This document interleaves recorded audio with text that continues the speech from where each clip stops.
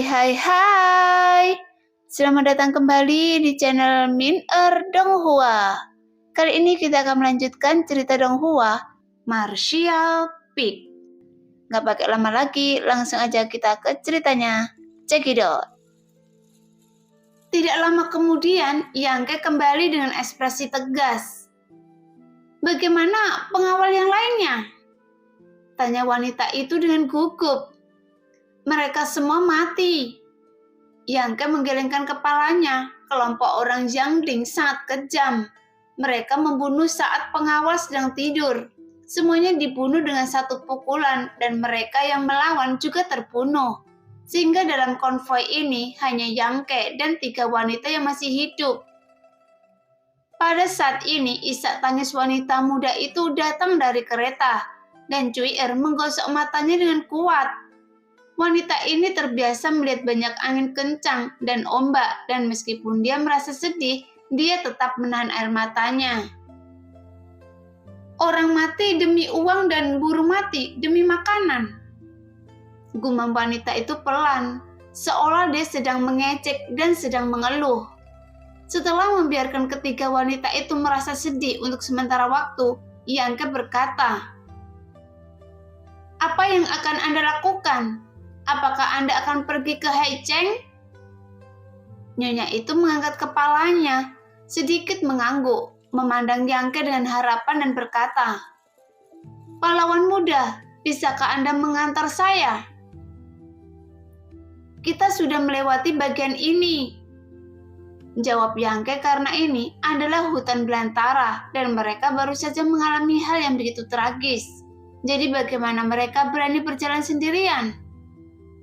Cui Er juga meraih lengan Yangke dan berkata dengan menyedihkan, "Pengemis kecil, Anda tidak bisa mengabaikan kami."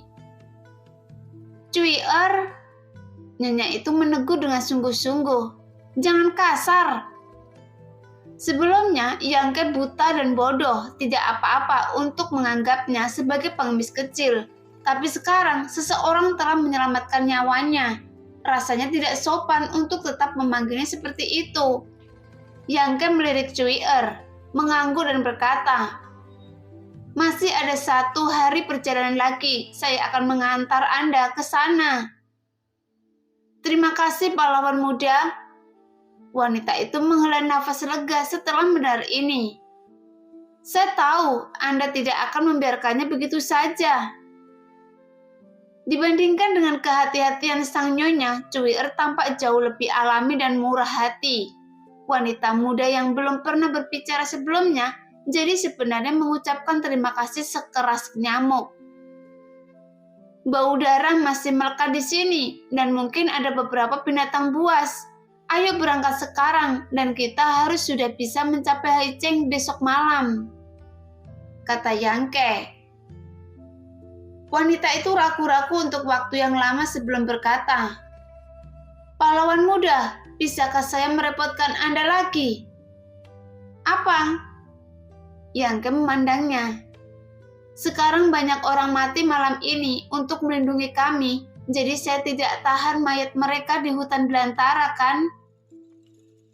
Sebelum dia bisa menyelesaikan kata-katanya, Yangke mengerutkan kening. Meskipun tidak apa-apa memintanya untuk membunuh seseorang, tetapi menguburkan mayatnya terlalu berlebihan. Dengan begitu banyak orang, ini merupakan pekerjaan yang sangat berat. Namun Nyonya In memiliki pikiran yang bijaksana saat mengamati kata-katanya. Dia tersenyum pahit dan berkata, "Kalau begitu, saya tidak akan mengganggu Anda. Cui Er, Anda bisa menguburkan tuanmu bersama saya. Yang lain lupakan saja." Cui Er mengangguk, lalu menatap Yangke dan mengayunkan tinjunya ke arahnya tanpa rasa takut. Yangke tampak tenang dan menyingkir. Dia tidak mengatakan apapun untuk menghentikannya. Cui Er membantu ibu dan anak itu keluar dari kereta. Ketiga wanita itu gemetar dan dengan wajah pucat mereka mengambil pedang dari mayat, lalu memegangnya dengan kedua tangan, menemukan tempat di dekatnya, dan mulai menggali sedikit demi sedikit, yang menunjukkan tuanmu pasti sangat penting bagi keluarga. Jika tidak, wanita ini tidak akan memaksa agar dia dimakamkan dengan damai. Ketika wanita itu sedang menggali lubang, sementara Yangke berjalan keluar untuk mengumpulkan sejumlah uang orang mati. Setelah menyelesaikan rotasi, dia mendatangi mereka dan menemukan bahwa mereka bertiga telah menggali lubang kecil sedalam kurang dari 1 inci.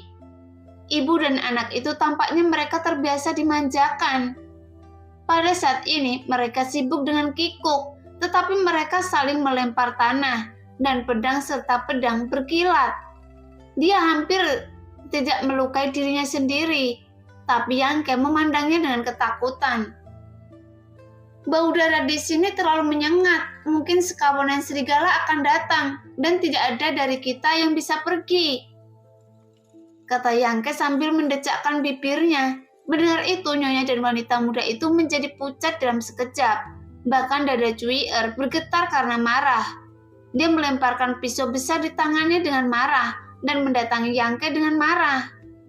Kedua tinju kecil berwarna merah muda itu memukuli dada Yangke dengan liar, dan sambil memukul dia berteriak, "Anda masih membuat komentar sarkastik. Makanan ringan saya telah diberikan kepada serigala bermata putih dalam beberapa hari terakhir saat dia mengutuk." Dia teriak dari kejauhan. Raungan serigala datang, membuat apa yang baru saja dikatakan Yangke semakin relevan. Tapi sepertinya nyonya itu tidak hanya takut setengah mati, tetapi Cui'er tidak berani sombong lagi. Dia diam-diam mendekat ke Yangke, melihat sekeliling, dan berkata dengan suara gemetar, "Tidak, benar-benar ada serigala kan? Oke, pergilah dan kemasi barang-barang berharga Anda. Saya akan melakukannya di sini." Yangke sangat tak berdaya. Faktanya, jika nyonya mengatakan bahwa hanya Tuan Wu yang akan dimakamkan, Yangke tidak akan menolak. Bagaimanapun, Yangke telah memperoleh beberapa wawasan tentang seni bela diri Tuan Wu beberapa hari terakhir. Namun dia terlalu malu untuk menarik kembali perkataannya. Dan sekarang, dia akhirnya menemukan kesempatan untuk melakukan yang terbaik. "Terima kasih, pahlawan muda." Wanita itu menghela nafas lega dan meminta wanita muda itu dan Cui'er pergi ke gerbong kedua untuk membereskannya. Tidak lama kemudian, Yangke menggali lubang besar dan mengubur tubuh penatua Wu dalamnya. Di sisi lain, mereka bertiga juga mengemasi dan membawa barang-barang berharganya. Beberapa barang yang kurang berharga hanya bisa ditinggalkan di sini, tanpa mengetahui siapa yang akan mendapat manfaat darinya. "Ayo pergi." Yangke mengirim mereka ke ruang gerbong dan duduk di samping poros gerbong. Dia memegang cambuk Tuan Wu di tangannya dan mengayunkannya menjadi jejak wawasannya dari beberapa hari terakhir. Ledakan keras membuat kuda-kuda itu berlari. Tapi dia juga sangat berguna saat dia mengayunkan cambuk kudanya. Jejak seni bela diri dari Tuan Wu menjadi semakin dalam, dan dia perlahan membenamkan dirinya di dalamnya, mengintegrasikan dengan wawasannya sendiri. Keesokan paginya, Cui'er keluar dan berkata bahwa dia ingin berhenti dan beristirahat sebentar. Dan Yangke mengikuti mereka. Membuat api untuk memasak, Cui'er sangat sibuk. Setelah apa yang terjadi tadi malam, ketiga wanita di kereta tidak merasa aman sama sekali. Mereka tidak tidur sekejap pun sepanjang malam. Meskipun mereka tidak punya banyak waktu, mereka perlu makan sesuatu untuk mengimbangi kekuatan fisik mereka. Ketika mereka berada di jalan lagi, Cui'er tidak kembali ke garasi, tetapi duduk di sebelah Yangke, menatapnya dengan mata samping, seolah-olah penuh rasa ingin tahu. "Bukankah Anda seorang pengemis kecil?" Setelah beberapa lama melihat Yangke mengabaikannya, Cui'er mau tidak mau bertanya. "Tentu saja tidak." Yangke memutar matanya. "Saya kira Anda harus menjadi seorang putra bangsawan dari keluarga bangsawan, karena Anda melarikan diri dari pernikahan dan menghabiskan semua uang Anda. Jadi Anda berakhir dalam keadaan yang menyedihkan." Cui'er dengan berani menggunakan imajinasinya. Yangke tertawa terbahak-bahak. "Apakah Anda mendengar terlalu banyak cerita ketika Anda masih kecil?" Saya tidak mendengarkan cerita ketika saya masih kecil. Saya baru saja mendengar beberapa cerita menarik dari wanita muda itu beberapa tahun terakhir. Dan di sana ada banyak plot seperti itu di dalamnya. Kalau begitu, kalian orang-orang Malang yang baru saja ditemui tuan muda Anda. Yangke mencibir, namun dia tidak menyelesaikan kata-katanya karena suara batuk wanita itu terdengar di kereta. Yangke tersenyum sedikit dan terus mengayunkan cambuknya. 1 jam kemudian, Yangke merasakan tanda peringatan dan mengangkat matanya untuk melihat ke kejauhan. Tiba-tiba dia berkata, "Ada seseorang yang menghalangi jalan di depan saya, tapi saya tidak tahu kenapa." Suara terkejut Yangke terdengar wanita itu dan dia berkata, "Shu berasal dari keluarga Mio." Keluarga Mio adalah keluarga yang akan dituju wanita ini. Saat mengobrol dengan Cui'er akhir-akhir ini, Yangke juga mengetahui bahwa wanita muda dari keluarga ini dan tuan muda dari keluarga Mio telah mengatur pernikahan bayi. Itu sebabnya setelah tuannya meninggal, wanita ini membawa nona muda itu ke Haicheng. Kali ini dia datang untuk berlindung, dan kedua, untuk menikahi nona muda itu. Saya khawatir dia juga akan menetap di Haicheng di masa depan. Apakah Anda pernah menyampaikan pesan itu kepada keluarga Mio sebelumnya? Yangke bertanya. Iya.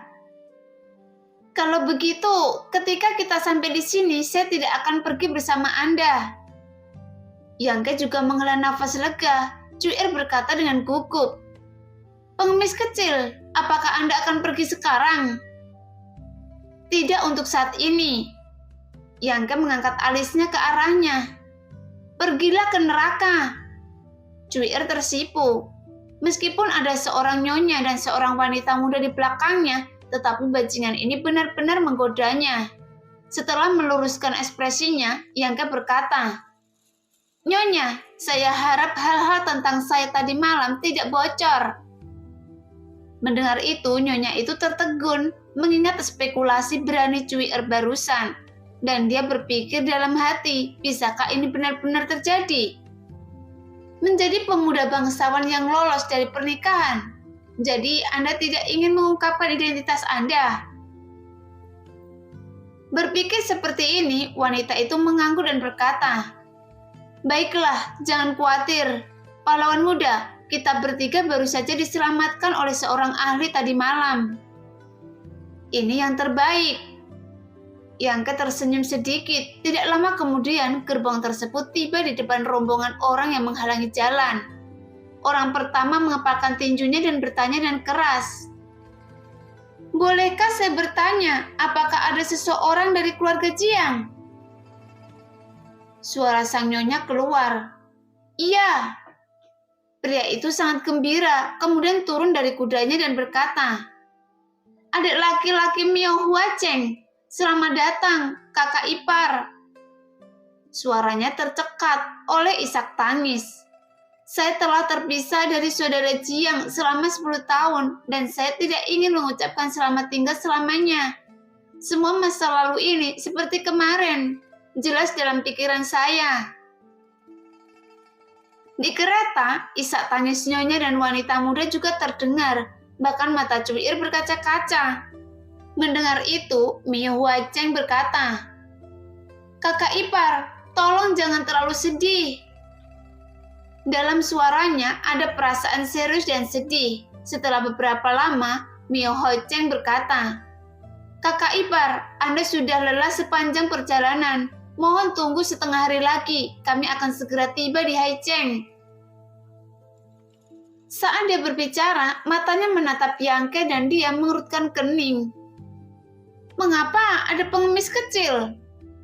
Wanita itu berpikir dan menceritakan apa yang terjadi tadi malam dalam beberapa kata dan akhirnya berkata, "Tidak ada dari kami bertiga yang tahu cara mengemudikan kereta. Untungnya saya bertemu dengan seorang pengemis kecil, jadi saya memintanya untuk membantu mengemudikan kereta." "Sialan Changding, dia benar-benar harus dipotong-potong." Mio Huacheng sangat marah. Setelah itu dia melirik ke Yangke lagi dan berkata, Pengemis kecil, silakan turun di sini. Anda telah bekerja keras dalam perjalanan ini. Iya, Yangke menjawab dan melompat dari kereta.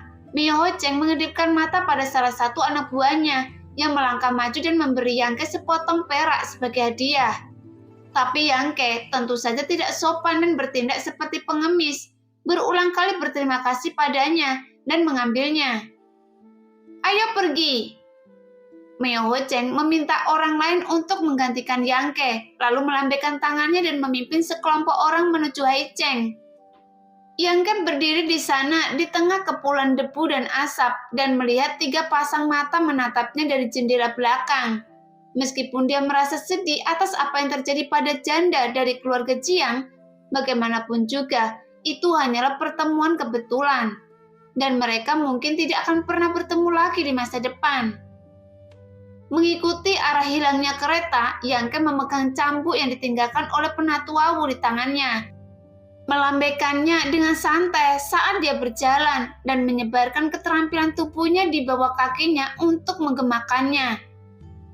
Setelah setengah hari, dia akhirnya tiba kota ini, yang jauh lebih besar dari kota Wumei. Namun terdapat sedikit bau amis di udaranya. Bukannya tidak sedap, namun membuat orang merasa segar. Ini adalah pertama kalinya Yangke datang ke kota tepi laut. Meski bersemangat, dia tetap pergi membeli beberapa pakaian dan mencari penginapan untuk ditinggali sementara. Dan tidak perlu khawatir tentang uang atau semacamnya, karena tadi malam dia menghasilkan banyak uang dalam beberapa hari ke depan. Yangke menikmati pemandangan manusia di kota tepi laut. Pemandangan di tepi pantai yang indah, udara yang jernih dan alami, memang tempat yang bagus untuk ditinggali. Di kedai teh dan toko anggur, Yangke juga mendengar banyak hal aneh yang unik di kota tepi laut, dan bahkan menyaksikan keajaiban Fata Morgana dengan matanya sendiri. Pemandangan yang begitu indah sungguh membuatnya enggan untuk berangkat. Ada juga sekte di dekatnya, dan jumlahnya cukup banyak. Jika berbagai kekuatan juga dibagi menjadi beberapa tingkatan, dan 8 keluarga Zhongdu dianggap sebagai kekuatan super, maka pavilion Ling Surga hanya dapat dianggap sebagai kekuatan kelas 2. Sekte di sini memiliki tingkat kekuatan yang berbeda, termasuk yang tingkat pertama, tingkat 2, dan tingkat 3. Bahkan ada eksistensi yang secara samar-samar sebanding dengan negara adidaya. Kekuatan-kekuatan ini berbeda dengan kekuatan di daratan. Mereka bercokol di pulau-pulau di laut, menempati pulau-pulau besar dan kecil. Secara eksklusif menikmati sumber daya budidaya di pulau-pulau tersebut, penuh dengan orang-orang luar biasa dan pemandangan indah. Mereka juga menarik banyak orang untuk datang, belajar dari guru mereka, namun di Hai Cheng, kecuali beberapa pasukan keluarga, prajurit jarang terlihat. Alasannya mungkin karena kekuatan-kekuatan ini tersebar di pulau-pulau. Namun energi laut dan bumi di pulau-pulau lebih tinggi daripada di pedalaman. Jadi di pulau-pulau ini, kecepatan budidaya akan lebih cepat dalam keadaan normal. Namun prajurit-prajurit ini tidak akan datang ke pedalaman, kecuali jika ada kebutuhan khusus, sehingga prajurit di Hai Cheng tidak hanya jumlahnya sedikit, tetapi juga tidak terlalu kuat. Setelah Yangke menghargai kemakmuran Hai Cheng, dia berjalan-jalan ke pantai dan menyaksikan pasang surut air pasang dengan matanya sendiri. Ketika ombak menghantam batu karang, sebuah ide muncul di benak Yangke, dan dia samar-samar memahaminya, karena perasaan dan pikirannya sendiri sangat mirip dengan jejak seni bela diri Tuan Wu. Namun itu sifatnya jangan dipaksakan, jadi lakukan saja secara langsung. Seperti ombak datang, gelombang yang satu lebih tinggi dari gelombang yang lain. Ketika menghadapi bahaya, dia pecah menjadi gelombang dan berkumpul menjadi arus deras lagi. Melihat itu di depan matanya, seolah-olah ada pintu yang perlahan terbuka. Tapi Yangke juga berani lalai. Kilatan cahaya spiritual yang tiba-tiba seperti ini pastinya hanya bisa ditemui berdirilah dengan tenang di tempat. Yangke perlahan mengintegrasikan wawasannya dengan seni bela diri Penatua Wu. Entah berapa lama, Yangke sepertinya sudah tertidur, berdiri tegak di tepi pantai, hanya desiran angin laut dan suara ombak yang menghantam batu di samping telinganya. Hingga Yangke membuka matanya lagi, tapi temperamen Yangke juga sedikit berubah. Dan jiwa serta rohnya telah menerima sublimasi dan pembaptisan yang tak terlukiskan, menggunakan gerak kaki yang diciptakannya sendiri. Sosok Yangke seperti ilusi, menginjak ombak yang datang seolah-olah berjalan di tanah datar, melompat dari satu ombak ke ombak lainnya tanpa menyentuh air apapun. 1 kilatan, 2 kilatan, tubuh itu berkedip 15 kali berturut-turut, dan kemudian vitalitas dilepaskan, sehingga dia jatuh ke laut dengan bunyi celepuk dan basah kuyup. Tapi Yangke tersenyum dan menghadapi ombak besar yang bergulung. Dia perlahan mengepalkan tinjunya. Ledakan Yang 3 kali lipat. Segera ada 3 ledakan cepat di udara dan 3 aliran vitalitas keluar dari kepalan tangan, membuat lubang di gelombang besar. Pada saat ini, jejak seni bela diri yang di mata-mata Yangke dari Tuan Wu telah sepenuhnya diintegrasikan ke dalam dirinya, dan ada juga perubahan gelombang tambahan. Perubahan ini disadari oleh Yangke dalam ledakan Yang saat ini. Jadi ledakan Yang kali ini bukan lagi ledakan 1 kali, melainkan 3 aliran vitalitas yang memancar. Satu kekuatan lebih kuat dari yang lain, seperti gelombang yang datang sulit untuk dilawan. Monster! Setan tua benar-benar tidak bisa berkata-kata. Ketika Yangke menyadari hal ini beberapa hari yang lalu, dia terkejut. Dia tidak menyangka bahwa tidak lama setelah itu, dia akan kembali ke dasar aslinya, memperoleh pemahaman yang lebih dalam. Mungkinkah karena saya sudah lama tidak dilahirkan? Dunia telah berubah. Setan tua itu memiliki perasaan ini dalam hatinya.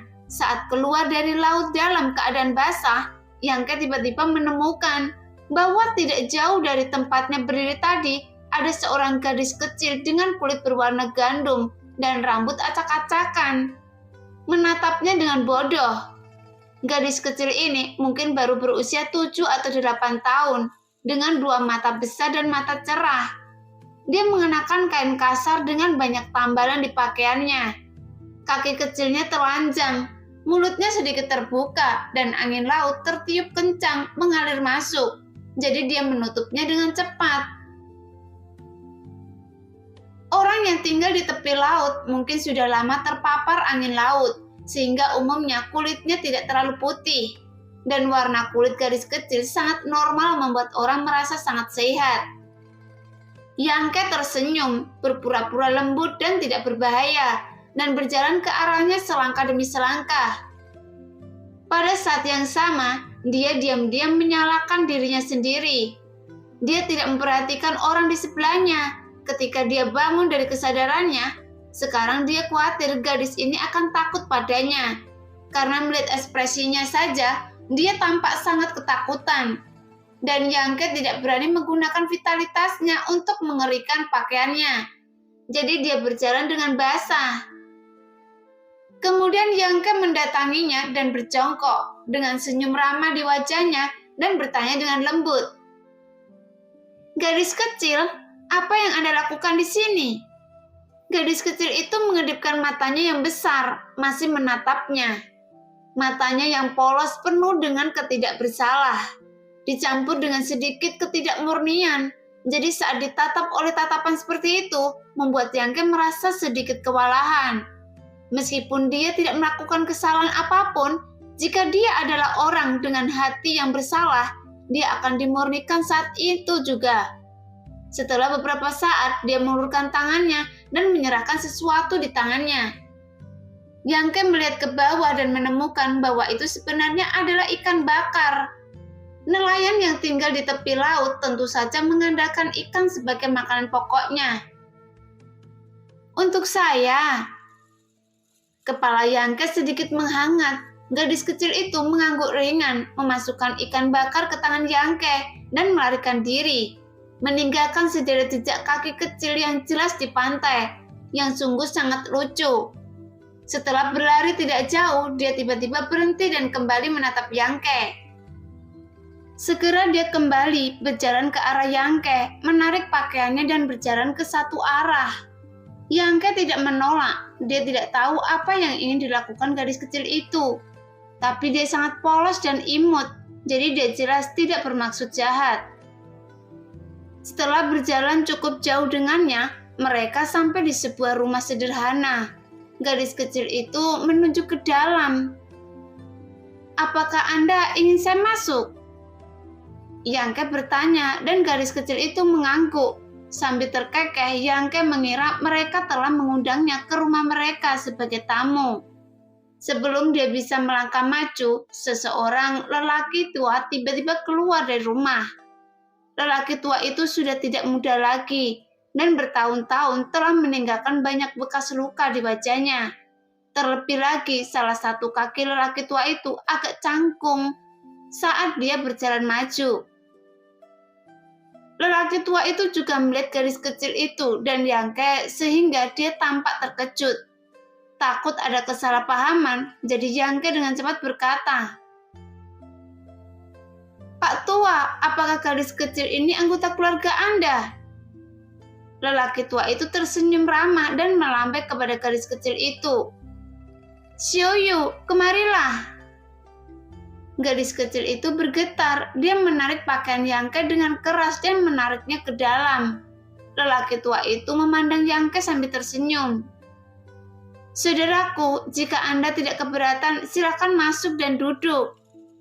Xiaoyu takut Anda akan kedinginan, jadi dia menyeret Anda masuk untuk mengeringkan pakaian Anda. Yangke langsung lega. Ternyata gadis kecil itu telah pergi dan kembali, menarik pakaiannya dibawa ke sini, yang menunjukkan dia sangat baik. Jadi bagaimana mungkin Yangke tega menolak? "Maaf." Saat Xiaoyu masuk ke dalam rumah, Yangke melihat sekeliling dan merasa sedih. Rumah ini bisa dikatakan rumah sungguhan dengan hanya 4 dinding, kecuali tempat tidur dan beberapa selimut compang-camping. Tidak ada yang lain. Di Haicheng, Yangke sudah pernah melihat kehidupan orang-orang kaya yang hidup dalam kehidupan pesta pora. Namun di pinggir pantai tak jauh dari Haicheng, masih ada kakek dan cucu yang berada dalam kesulitan. Sehingga pemandangan ini sungguh mengejutkan Yangke. Saat ini Xiaoyu buru-buru menyalakan api arang dan menarik Yangke ke depan api arang untuk mengeringkan pakaiannya. Api arang ini juga dibuat di dalam rumah. Lagi pula angin laut di luar terlalu kencang. Mungkin kebakaran mulai terjadi, tapi rumah dipenuhi debu dan asap. Sehingga orang tua itu tidak bisa menahan batuk beberapa kali. Tidak ada kursi dan Yangke tidak terlalu mempermasalahkannya, jadi dia hanya duduk di tanah bersama mereka. "Anda pasti seorang pejuang, kan?" tanya lelaki tua itu sambil meletakkan Xiaoyu di pangkuannya.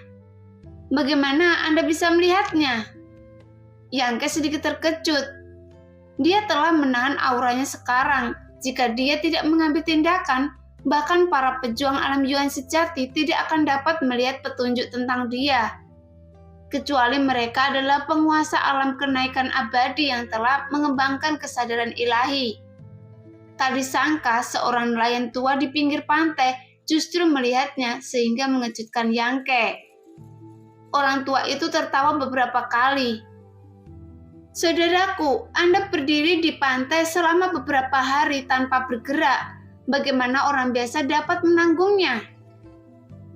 "Apakah sudah beberapa hari?" Yangke merasa sangat kagum. Terakhir kali dia jatuh ke dalam pencerahan, dia tidak bisa merasakan waktu. Perjalanan waktu kali ini sama.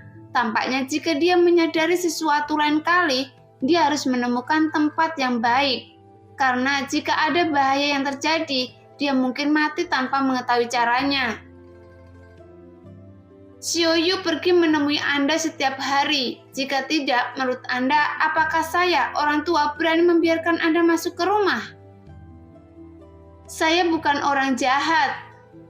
Yang Ke tersenyum canggung. Sambil berbicara, Xiaoyu terus melihat ke arah Yang Ke dan melihat bahwa dia sedang memegang ikan bakar di tangannya tanpa berbicara.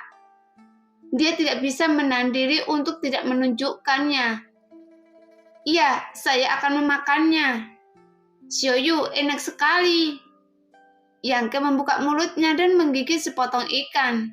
Meski dingin, masih segar dan empuk. Dia hanya bisa mengangguk. Enak sekali. Mendengar itu, Xiaoyu menunjukkan senyuman. Setelah makan ikan bakar dan mengeringkan pakaiannya, Yang Ke ragu-ragu beberapa kali sebelum dia berkata, Pak Tua, Xiaoyu tidak bisa bicara. Mendengar itu, jejak kesedihan tiba-tiba muncul di wajah lelaki tua itu. Dia menyentuh kepala Xiaoyu dan berkata, tidak, hanya saja terjadi sesuatu di rumah dan dia tidak berbicara lagi sejak saat itu. Oh. Yang Ke diam-diam menghela nafas tak berdaya, berpikir bahwa Xiaoyu dilahirkan dengan penyakit yang membandel dan dia masih bisa menemukan cara untuk menemukan seseorang untuk mengobatinya.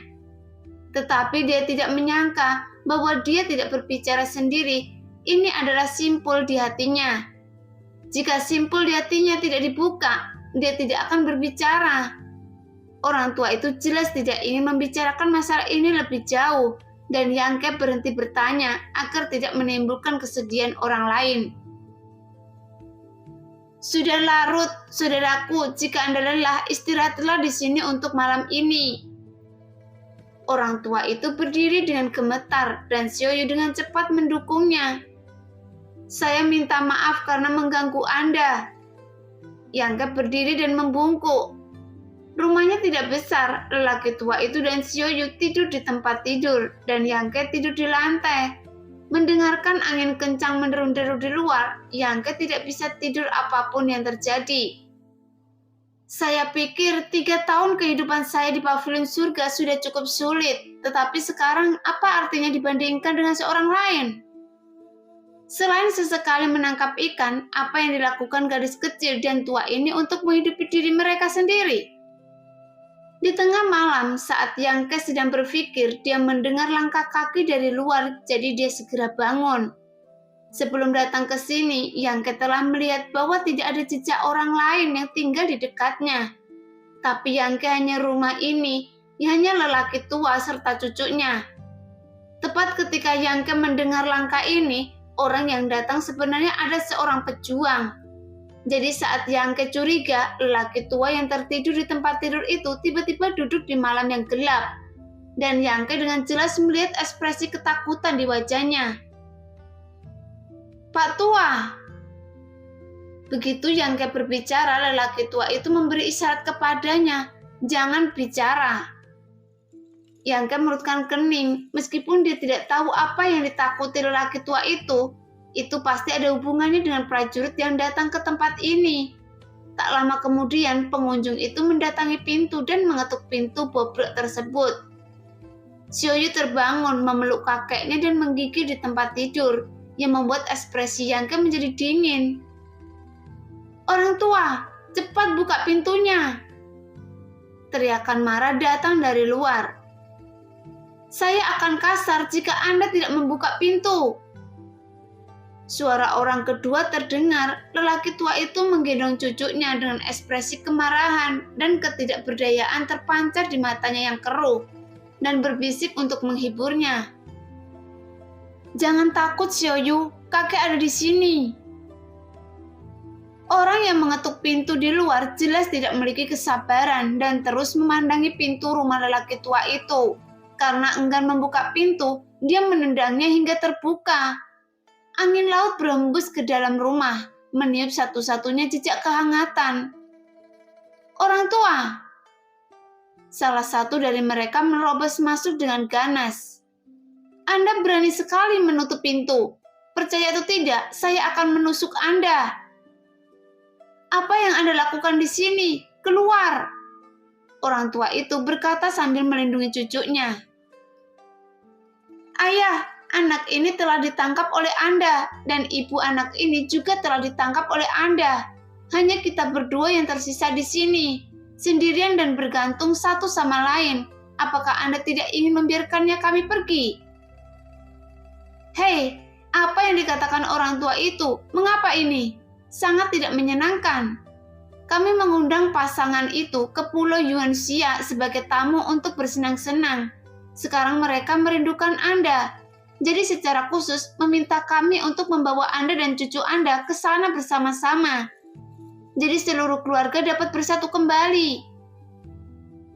Pria yang datang berjalan menuju ke dalam dengan seringnya di wajahnya, dan ketika dia tiba-tiba melihat Yangke, tapi dia tidak bisa menahan diri untuk tidak terlihat terkejut.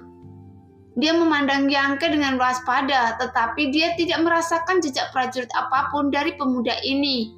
Jadi dia hanya mengira Yangke adalah orang biasa dan berhenti memperhatikan.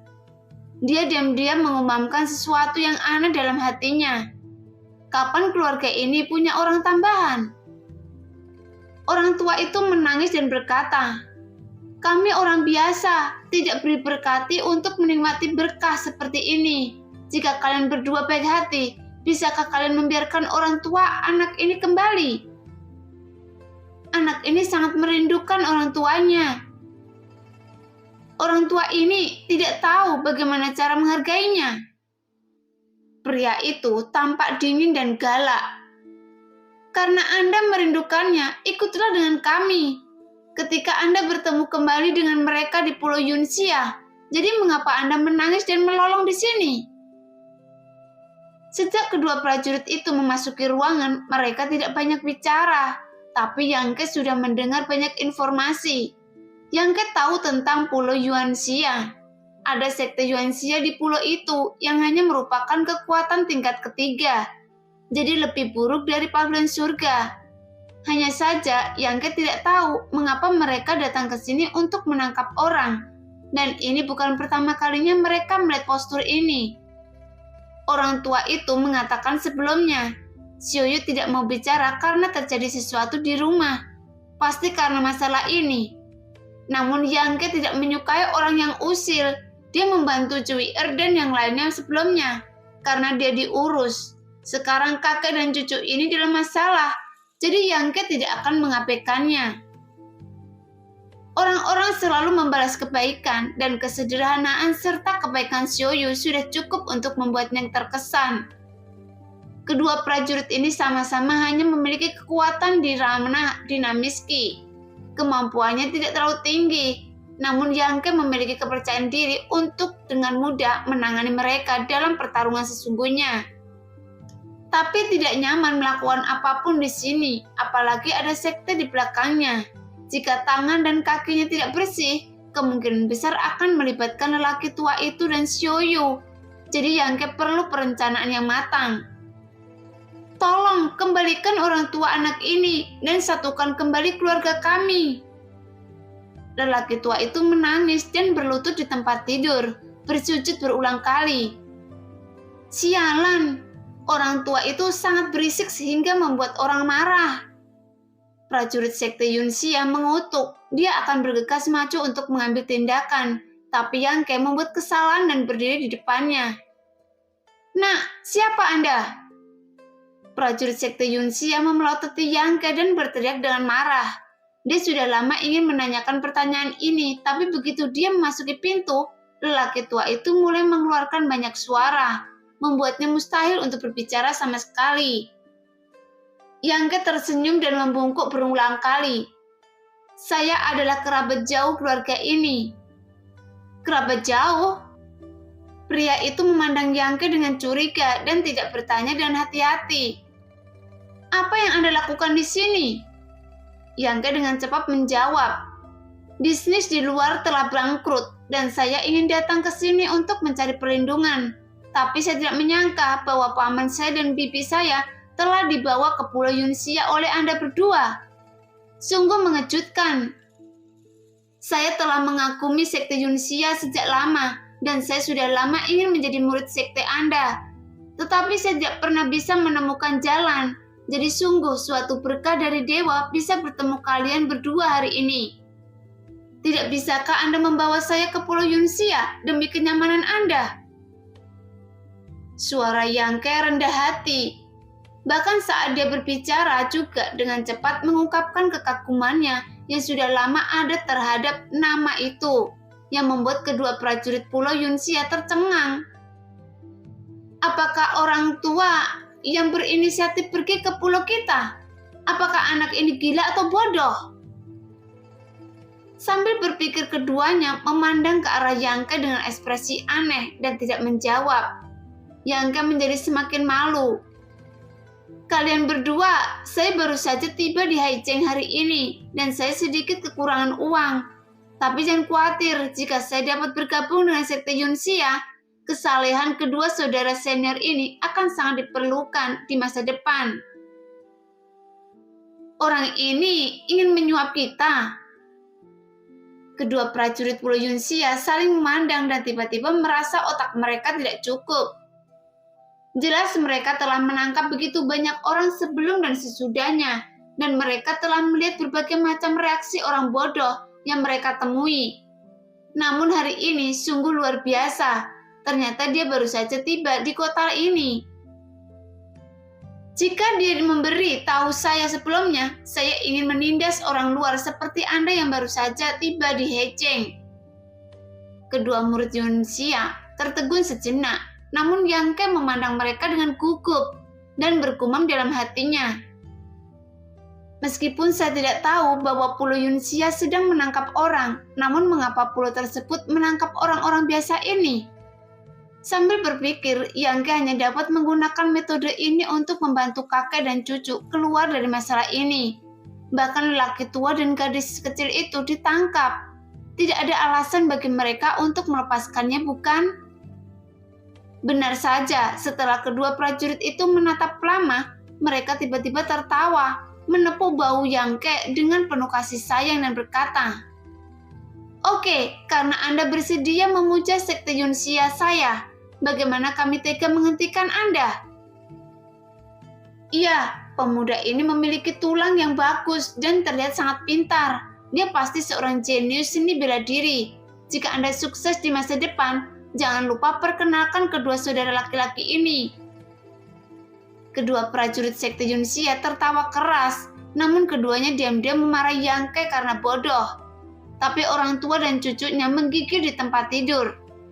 Setelah beberapa lama, Yangke berhenti tertawa dan berkata, "Kalian berdua lihat, apakah cukup bagi saya untuk bergabung dengan sekte Yunxia? Jika kakek saya dan ponakan kecil di bawah, itu akan merepotkan di jalan." Sekarang yang paling penting bagi Yangke adalah jika mereka masih tidak mau melepaskan laki tua dan cucunya, Yangke tidak punya pilihan selain membunuh mereka di sini. Jadi dia begitu banyak berbicara omong kosong sebelumnya hanya untuk menanyakan pertanyaan ini. Tapi Yangke jelas sangat khawatir. Mereka datang ke sini untuk menangkap orang. Karena sekte Yunxia memiliki pekerjaan yang bisa dilakukan orang biasa, tanpa memandang jenis kelamin tua atau muda. Selama mereka adalah manusia, tapi sekarang mereka telah menangkap seorang lelaki kuat. Jadi seharusnya kakek dan cucu ini, mereka tidak ingin membawanya lagi. Karena jika mereka mati di jalan bergelombang dan mendapat kesialan.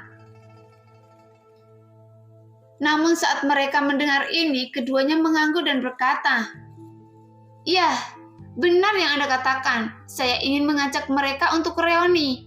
Tapi saya tidak menyangka kalau orang tua Anda ini tidak tahu bagaimana menunjukkan penghargaan dan menyanyiakan kebaikan kami. Dia sudah tua dan gadis ini masih sangat muda. Jadi maafkan saya." Yangke tersenyum. "Karena Anda telah memutuskan untuk bergabung dengan sekte Yunxia, ayo kita pergi tanpa menunda lebih lanjut." Kedua prajurit dari sekte Yunxia menyelesaikan misi mereka dan tidak sabar untuk meninggalkan ruangan kecil dan pengap ini. "Kalian berdua, tolong tunggu di luar sebentar. Saya akan mengucapkan selamat tinggal pada kakek dan adik saya." "Ya, cepatlah." Mereka berdua tidak meragukan kehadirannya, jadi mereka bersedia menunggu di luar. Setelah mereka pergi, Yangke perlahan berjalan ke tempat tidur dan melirik kakek dan cucu yang gemeteran. Tapi orang tua itu adalah orang yang cerdas. Ketika Yangke dan prajurit sekte Yunxia baru saja berbicara omong kosong, dia tidak berani berbicara karena dia takut menunjukkan beberapa kekurangan. Hanya pada saat inilah dia berkata dengan suara gemetar, "Saudaraku, apa yang Anda lakukan? Sekte Yunxia itu bukanlah tempat di mana orang bisa pergi." Yangke tersenyum sedikit. "Jangan khawatir Pak Tua, saya punya kekhawatiran saya sendiri. Apakah Anda lupa bahwa saya juga adalah seorang pejuang?" Secercah cahaya muncul di mata keruh lelaki tua itu dan dia merasa sedikit lega. Yangke meraih ke dalam pelukannya, mengambil semua uang mati yang dia hasilkan dalam beberapa hari terakhir. Memasukkannya ke tangan lelaki tua itu dan dengan sungguh-sungguh memperingatkan, "Tinggalkan Haicheng besok pagi, bawa Xiaoyu pergi bersama Anda, dan pergilah sejauh mungkin, sesuka Anda, jangan tinggal di sini lagi." Setelah mengatakan itu, Yangke menyentuh kepala Xiaoyu dan berbalik untuk pergi. Menunggu sampai langkah kaki di luar berangsur-angsur menghilang, lelaki tua di dalam ruangan itu melihat apa yang diberikan Yangke kepadanya dengan tangan gemetar. Karena itu adalah selusin uang kertas. Jadi lelaki tua itu menangis dan menarik Xiaoyu untuk berlutut di tempat tidur. "Xiaoyu, Anda harus membalas kebaikan orang ini. Ingat penampilan saudara ini. Jika Anda memiliki kesempatan untuk bertemu lagi di masa depan, Anda akan membalasnya. Bahkan jika Anda adalah seorang budak dan tubuhnya hancur berkeping-keping. Apakah Anda mengerti?" Orang tua memperingatkan dengan serius. Xiaoyu mengangguk sedikit. Wajah mudanya tidak lagi ketakutan, tapi hanya tenang. Di luar rumah, Yangke mengikuti kedua prajurit sekte Yuanxia pergi. Yangke awalnya ingin mencari kesempatan untuk membunuh mereka berdua. Tetapi sebelum dia bisa melakukannya, dia menemukan bahwa segala sesuatunya berkembang melebihi ekspektasinya. Para prajurit yang dikirim oleh sekte Yunxia malam ini bukan hanya mereka berdua, tapi sebanyak 20 orang, termasuk para master alam Yuan sejati. Jadi Yangke tidak mengambil tindakan karena dengan master alam Yuan sejati di sini, dia akan mencari kematian jika dia mengambil tindakan. Karena master alam Yuan sejati ini tidak seperti Yen rubah liar milik Zhang Ding. Dan dalam pertarungan dengan Zhang Ding beberapa hari yang lalu, Yangke juga memanfaatkannya untuk menang. Ketika situasinya berkembang hingga saat ini, Yangke tidak panik. Dia sekarang hanyalah orang biasa di mata para prajurit sekte Yunxi. Jadi ini adalah keuntungan Yangke karena dia bisa melarikan diri selama dia menemukan peluang. Dan peluang selalu membutuhkan kesabaran. Kedua prajurit sekte Yunxia membawa Yangke ke kapal bertiang 3 di pantai dan mengabaikannya. Mereka juga mengubah sikap menyenangkan mereka sebelumnya dan mencibir di setiap kesempatan. Ada rasa ejekan yang jelas dalam senyuman itu, seolah-olah mengatakan Anda sudah menaiki kapal bajak laut. Tapi Yangke juga tidak mempedulikan hal ini. Seiring berjalannya waktu, orang-orang dibawa ke kapal besar satu demi satu. Beberapa dari mereka menangis dengan sedih atau mengutuk dan memohon. Namun orang-orang sekte Yunxia di kapal mengabaikan mereka, seolah-olah mereka sudah terbiasa dengan hal itu. Orang-orang ini baik laki-laki maupun perempuan, sebagian besar adalah pengemis dan tunawisma. Dan ada pula yang berpenampilan seperti nelayan. Dan Yangke tidak pernah melihat ada orang yang berpakaian bagus. Dengan kata lain, target dari sekte Yunxia adalah orang-orang miskin. Karena orang miskin yang diintimidasi, mereka tidak punya cara untuk melawan. Saat fajar hampir menyingsing, lebih dari 30 orang telah ditangkap oleh sekte Yunxia, dan para prajurit itu juga bergegas kembali. Di bawah kendali para master di kapal, sebelum matahari terbit, kapal berlayar menuju laut. Nah, demikianlah cerita hari ini. Terima kasih yang sudah menonton video Min Earth sampai selesai. Sampai jumpa di video selanjutnya. Bye-bye.